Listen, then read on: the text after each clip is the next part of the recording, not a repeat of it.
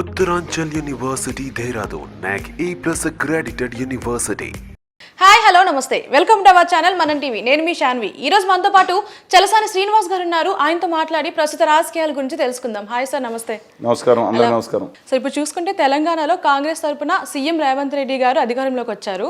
And ఇప్పుడు అదే కాంగ్రెస్ తరపున ఏపీలోకి వచ్చి ప్రచారం చేస్తారు కాంగ్రెస్ తరపున అని చెప్పేసి వింటున్నా. ఎంతవరకు నిజం? అసలు ఏం జరగబోతుంది? రేవంత్ రెడ్డి గారు చాలా షూట్ పర్సనాలిటీ అండి.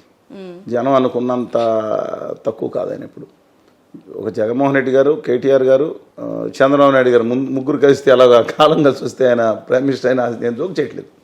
అంత షూట్ పర్సనాలిటీ ఆయన. షూట్ అంటే తప్పుగా అంటలేదండి. చాలా తన లక్ష్యం కోసం, పక్షి గుడ్డు కనపడితే లక్ష్యం కోసం తిన్నంగా వెళ్ళే మనిషి. సరే, ఏదేమైనా దాంట్లో అడ్డంకులు, దాంట్లో ఏ జరిగినా ఆయన దాటుకుని వెళ్తారు, కింద పడతారు, మీద పడతారు, వేరే సంగతి. షర్మిల గారిని తెలుసు మీరు. మళ్ళీ వైఎస్ షర్మిల గారు అంటే కొంతమంది మర్చిపోయి అంటున్నారు. ఏదైనా పదం ఏదన్నా పక్కన పెట్టేయండి. షర్మిల గారు వారుని సక్సెస్ఫుల్గా తెలంగాణలో ఇంటి ముందు నుంచి కాంగ్రెస్ పార్టీలోకి వచ్చి అడుగు పెట్టి ప్రచారం చేస్తే ఊరుకోనని చెప్పి ఆ మాట నిలబెట్టుకున్న వ్యక్తి. నేను చేరాను, మద్దతు పెట్టాను, కనీసం తిరిగి వస్తానంటే ఆవిడ బయటకు రావడానికి వీలు లేదు. కావాలంటే ఏమైనా చేస్తాను, ప్యాకేజ్ చేసి ఇంకో చోటకి పంపించేయండి. కాదు, ఆవిడ జీవితం అంతా తెలంగాణలో అన్నారు. అసలు ఆంధ్రప్రదేశ్ సంబంధం లేదు, ఆ రాష్ట్రానికి మన సంబంధం ఏంటి అని అందరూ కూడా అన్నారు. అయినా అని అన్నా సరే ఆయన ఒప్పుకోలేదు. ఎట్టి పరిస్థితుల్లో ఆవిడని అక్కడ ప్యాకేజ్ చేసి అక్కడ పంపించేయండి, ఇక్కడికి ఆంధ్రప్రదేశ్ మాత్రం ఇక్కడ మాత్రం తెలంగాణలో మాత్రం ఉండడానికి వీలు లేదని చెప్పి గట్టిగా అడ్డుకున్న వ్యక్తి గౌరవ తెలంగాణ ప్రస్తుత ముఖ్యమంత్రి రేవంత్ రెడ్డి గారు. అది క్లారిటీ ఉంది. సరే, రెండో విషయం, ఆంధ్రప్రదేశ్ వరకు వెళ్ళిన తర్వాత సరే వారు ప్రచారం చేస్తూ ఉన్నారు. వాళ్ళ అన్నగారి మీద ఆస్తులు తగదా ఇష్యూ. అదే ఆంధ్రప్రదేశ్లో పేపర్ చదివితే ఆ సాక్షిలో వాటాలు, సైడ్ యాక్ట్ కింద హోదా ఇవన్నీ మాట్లాడుతున్నారు అనుకోండి. వాళ్ళ అన్నయ్య గారితో తగులే ముఖ్యంగా కనపడుతున్నాయి. కాబట్టి అమ్మగారిని జడ్జిగా పెట్టమంటున్నారు. ఆ కుటుంబ విషయాలు ఏమనంటే కూర్చుని హైదరాబాద్లో కూర్చుని లోటస్ ప్లాంట్లో కూర్చుని తెలుసుకోవచ్చు.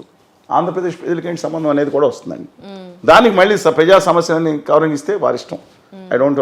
ఎందుకంటే ఒక మహిళగా ఆవిడ చేసిన పోరాటం కానీ, ఎన్నో అవమానాలు పట్టుకుని నిలబడింది కానీ, అది మాత్రం డెఫినెట్గా ఆ విషయంలో అభినందించాలండి ఆవిడ. కానీ కలుపుకి వెళ్ళిపోవటం, ఏకపక్ష ధోరణి, దాంట్లో నిరసించాలి.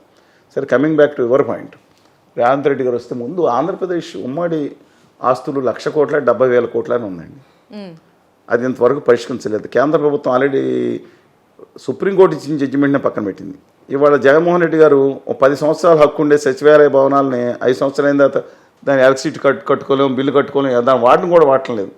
దాంతోపాటు లేక్ ఇలాంటి 4-5 ఉంచుకొని మిగతా అన్నీ అప్పచెప్పారు. ఎందుకు దండగని. కానీ ఉమ్మడి ఆస్తులు ఉన్నాయా, 70,000 ఉన్నాయి, 80,000 ఉన్నాయి కోట్ల దాని కాదండి. ఎంత రావాలి ఆంధ్రప్రదేశ్కి?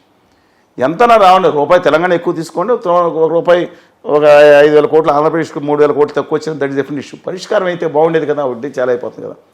రేవంత్ రెడ్డి గారు అది పరిష్కరించి రావాలి. యాక్చువల్గా ఇప్పుడు టీఆర్ఎస్ ఎందుకు అడగలేదు? టీఆర్ఎస్ తెలంగాణ రాష్ట్రం అంతే, వారు వన్ సైడే. ఇంకొక సమస్య ఇంకో వైపు చూసుకుప్పుడు ఆ భారత రాష్ట్రంతో మారినా నేను నమ్మలేనండి.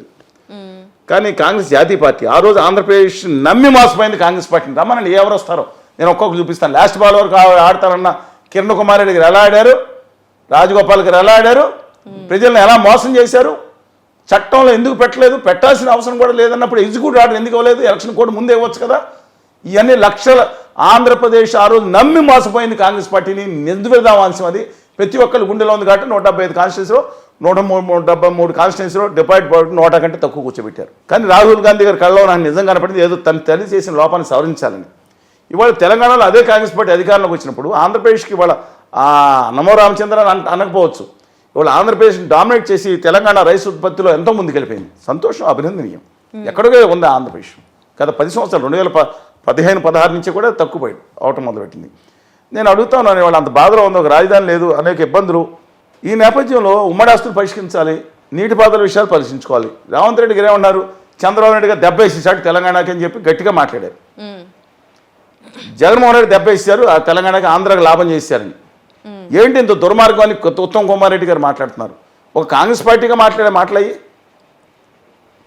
నేను అడుగుతాను, కాంగ్రెస్ కానీ ఉత్తర భారతీయ జనతా పార్టీ కానీ, ఉత్తర భారతీయ జనతా పార్టీ ఉత్తరానంద కూడా మాట్లాడవచ్చు, దక్షిణ వేరే సంగతి అనుకుందాం. ఒకప్పుడు భారతీయ జనతా పార్టీ అంటే వాజ్పేయి గారి హయాంలో ఉన్న వాళ్ళు మాట్లాడే మాట్లాడేది. కాంగ్రెస్ పార్టీ ఒక ముఖ్యమంత్రి వాడు 4వ జాతీయ పార్టీ వచ్చింది, 10 ఏళ్ళ తర్వాత మళ్ళీ తిరిగి ఆ కాంగ్రెస్ పార్టీ ఇంతకుముందు అన్యాయం చేసింది. తెలంగాణ ఒక రూపాయి ఎక్కువ రాండి, పరిష్కరించకుండా ఏంటండి వచ్చేది? రావడానికి హక్కు ఉంది, కానీ నేను పరిష్కరించి రమ్మంటున్నా. ఆడికి వచ్చి ఒకళ్ళ అప్సర్ నేను చెప్పింది చాలా valid point. I respect him a lot. ఆయన పడిన వేదంలో తెలంగాణ రాష్ట్రపతి చేతుల్లో ఆయన్ని నేను కళ్ళు నేనే చూశాను కదా, కళ్ళలో నేను వివాహం వాళ్ళ అమ్మాయి గారి ఎంగేజ్మెంట్కి వెళ్ళినప్పుడు సభలో స్టేజ్ మీద ఎర్రబల్లి గారు మాట్లాడారు, సార్ మనం ఎవరు రేవంత్ గారితో మాట్లాడకూడదు, మేమెవరు మీరు మాట్లాడవచ్చు, రాజకీయ నాయకులు కాదు కదా అన్నారు. కండిషన్ పెట్టారు. ఏ నాయకుడు కూడా ఏ రాజకీయ నాయకుడితో మాట్లాడుకున్న కండిషన్, దుర్మార్గమైన కండిషన్ అని నేను అన్నాం, కోర్టు పెట్టింది కానీ అమానవీయంగా ఉంది అది. అలాంటప్పుడు వెళ్ళి చూసినాను కళ్ళు ఆయన ఎంత వేధించారంటే అందులో వేరే సంగతి లేదు. కానీ ఆంధ్రప్రదేశ్ వరకు ఆయన ఏమన్నారు, ఆంధ్ర తాలిబాన్లను ఏమన్నారు, ప్రతిదీ రికార్డు ఉంది. నేను ఆయన చర్చలో పాల్గొన్నప్పుడు కూడా రికార్డు ఉంది. ఆయన ఖచ్చితంగా తెలంగాణ ప్రాంత అభివృద్ధి కోసం చేస్తారు. రేపు పొద్దున వచ్చినా ఏ ముఖ్యమంత్రి వచ్చినా తెలంగాణ హక్కుల కోసమే ఫైట్ చేస్తారు, దాంట్లో డోట్. కానీ ఇప్పుడు జాతీయ పార్టీలు ఉన్నారు. మరి ఉమ్మడి ఆస్తుల విషయం 80,000 కోట్లు ఎంతో కొంత పరిష్కరించగలరు. అక్కడ చాలా బాధలు పడుతుంది కదా ఆంధ్రప్రదేశ్. తెలంగాణ రాష్ట్రంతో వేరు కదా, అది పరిష్కరించాలని కోరుకుంటున్నాను విత్ డ్యూ రెస్పెక్ట్స్. ఇప్పుడు చూసుకుంటే మీరు ఇందాక మాట్లాడిన దాన్ని బట్టి ఏపీలో కాంగ్రెస్కి మినిమం ఓటు బ్యాంక్ కూడా లేదు. అలాంటి షర్మిల గారు వచ్చిన తర్వాత వైసీపీ నుంచి చాలా మంది నాయకులు ఆవిడకి సపోర్ట్గా వెళ్ళడం జరిగింది. ఇప్పుడు రేవంత్ రెడ్డి గారు వస్తే ఏమన్నా సపోర్ట్ వెళ్ళే ఛాన్సెస్ ఉందండి? రేవంత్ రెడ్డి గారు వచ్చినా పాజిటివ్ జరుగుతుంది కాంగ్రెస్ పార్టీ. కానీ ఏదైతే ఉమ్మడి ఆస్తులు పరిష్కరించి వస్తే న్యాయం జరుగుతుంది. ఆ పార్టీకి లాభం కావాలా, రాష్ట్రానికి న్యాయం చేయాలా, 4 డైలాగ్ వేసాను. అందుకని ఇక షర్మిల గారు వచ్చినప్పుడు డెఫినెట్గా పెరిగిన మాట వాస్తవం. ప్రజలు ఆవిడకి అన్యాయం జరిగింది సాక్షి పేపర్లో కానీ వాళ్ళ కుటుంబ ఆస్తుల విషయంలో కానీ అనే దాన్ని నాకు చాలామంది నమ్ముతున్నట్టున్నారు. ఆవిడ నేను క్రిస్టియన్ మతం అన్యాయం జరిగింది కాబట్టి వస్తున్నాననే విధంగానే ఢిల్లీలో ఫస్ట్, అది ఇక్కడ తెలుగునాట ఎక్కువ ఛానల్స్ ప్రచారం కాలేదు, వేరే ఛానల్స్లో ఉన్నప్పుడు స్పష్టంగానే చెప్పారు. అలాగే తన అన్నయ్యను క్రిస్టియన్ ముఖ్యమంత్రి కూడా నువ్వేం చేస్తున్నావు అని చెప్పి మతాలు కూడా తీసుకొచ్చారు. ఓ పక్కన ఉత్తర భారతీయ జనతా పార్టీ పెట్టే, ఇప్పుడు మేము హిందూగా ఉంటానండి. మా హిందువు ఏంటి, వాళ్ళు ఉన్న ఒక పార్టీకి చెంచా హిందూయిజం కాదు, లేదంటే ఒక వర్గానికి ఆధిపత్యానికి కాళ్ళు చుట్టూ తిరిగేసి ఆ బ్యాచ్ కాదు. అనంత కావేరి, గోదావరి, గంగా, సింధు ప్రవాహంలా సాగే గొప్ప జీవన విధానం మా హిందూ విధానం. ఒక గొప్ప మతం. ఈ ప్రపంచంలో అన్నింటినీ ఇముడ్చుకునే గొప్పతనం ఉంది. తనలో తన లోపాలను సవరించుకుని తాగే అనంత ప్రవాహంలా ఉండేది మతం. కానీ ఇవాళ ఓ పక్కన ఉత్తర భారతీయ జనతా పార్టీ ఏం చేస్తుంది, మత విద్వేషాలు రెచ్చగొడతాను ట్రై చేస్తుంది. ఇక్కడున్న కొన్ని ప్రాంతీయ పార్టీలు కుల విద్వేషాలు రెచ్చగొడతాను ట్రై చేస్తాను. ఇప్పుడు మళ్ళీ ఈవిడ ఇంకొకటి తీసుకొచ్చి క్రిస్టియన్ ముఖ్యమంత్రి అంటారండి. క్రిస్టియన్ ముఖ్యమంత్రి అంటారా? నేను చెప్తున్నాను ఏందండి, నాకు అర్థం అవ్వట్లేదు. అందువల్ల ఈ మళ్ళీ ఆంధ్రప్రదేశ్ రాష్ట్రంలో కులాలని మతాలని చిచ్చుల్ని రెచ్చగొట్టే పరిస్థితి వస్తే మాత్రం ఇప్పటికే బాధపడుతున్నాం. అప్పుడు వైఎస్ రాజశేఖర రెడ్డి గారు అందరు కులాలు మా ఫ్యామిలీలో ఉన్నారని ఎప్పుడు కులంతో భేదన చేయలేదు. కానీ ఇప్పుడు ఏంటి షర్మిల గారు ఇట్లా జగన్మోహన్ రెడ్డి, అది షర్మిల గారిని అడగాలి, రాంగ్ కాల్ ఆవిడని అడిగితే వారు చెప్తారు, సమర్థవంతంగా సమాధానం చెప్పగలుగుతారు. నిమిషానికి 5-6 సమాధానం చెప్పే ఆ తెలివి అది ఆవిడకి ఉందండి. మిగతా వాళ్ళు బహుశా ఆంధ్రప్రదేశ్ రాజకీయ నాయకులు ఎవరిలోనూ అంత ఉండవల్లి గారిలో ఒకళ్ళే ఉండి ఉంటుంది అంత తెలివిగా తిప్పటం. అందువల్ల ఆవిడ ఎలా కావాలంటే అలాగే వాళ్ళు ఏం మాట్లాడి తెలంగాణ చూసాం. అందుకని జనం కూడా నమ్మే అవకాశం కూడా ఉంది చాలా వరకు.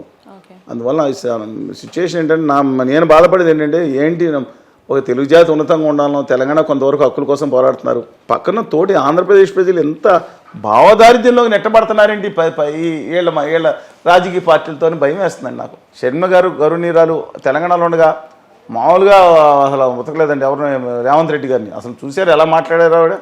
కాంగ్రెస్ పార్టీని అయితే మామూలుగా అసలు ఫుట్బాల్ ఆడుకున్నారు. అసలు పైనుంచి కింద వరకు తన తండ్రికి అన్యాయం ఎలా చేశారో కూడా సోదాహరణంగా కళ్ళ కట్టినట్టు వివరించారని బ్రహ్మాండంగా షర్మిల గారు అసలు మామూలుగా చెప్పింది. అద్భుతంగా ప్రజల గుండెల్లో నాటుకుపోయింది.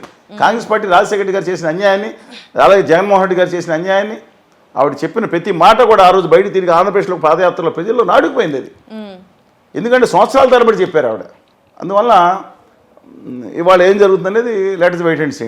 ప్రజలకు జ్ఞాపశక్తి బాగా తక్కువ వీళ్ళకి, నమ్మకం విపరీతమైన నమ్మకం. ఆంధ్రప్రదేశ్ హక్కుల కోసం మాట్లాడండి, నిజాయితీగా మాట్లాడండి అని చెప్తే తమ పదవుల కోసం తమ సెటిల్ చేసుకోవడం కోసం మాట్లాడతాం. వేరు నిజంగా చేయాలని అందరూ కలిసి ఫైట్ చేయాలి కదండి. మేము హంబుల్గా షోపింగ్ చేసుకో ఇంకో దానికి కాదు కదా, అది వాళ్ళకి ఫ్యామిలీ ఇష్యూస్ సెటిల్ చేసుకోవడానికి కాదు కదా. లక్ష్మీపార్వతి గారు, చంద్రబాబు నాయుడు గారు ఆ ఫ్యామిలీ ఇష్యూస్ లేదా నా బాలకృష్ణ గారు ఉంటే 5% చేర్చుకోవాల్సిందే. ఇంతకుముందు కూడా చెప్పాం, అది ప్రజలకి ఏంటి సంబంధం.